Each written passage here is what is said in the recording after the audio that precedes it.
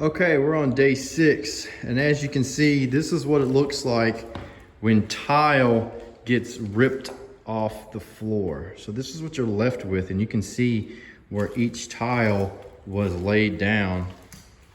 And you can see here what happens. You get a good look. And it's all the way through. So the tile's been ripped up. The laminate flooring on this side's been tore up. That subfloor looks great. That looks good, except you can see over here, this shows that there was most likely some water that was coming from the bathroom on the other side, possibly. And then you've got all the tile through here that was tore up. Look at that. This looks rough. And then they tore up the hardwood floor. And so I asked the guy to leave this.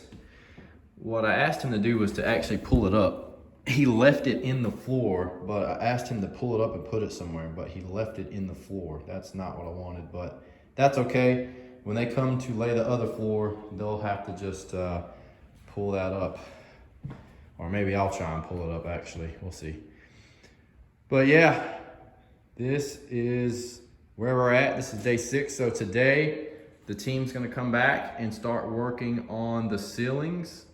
So they're gonna start touching the ceiling up to be painted. So the ceilings will be next, and then they'll start prepping the walls and taking stuff down like this and touching it up so that the walls can be painted, and then removing the rest of that popcorn ceiling.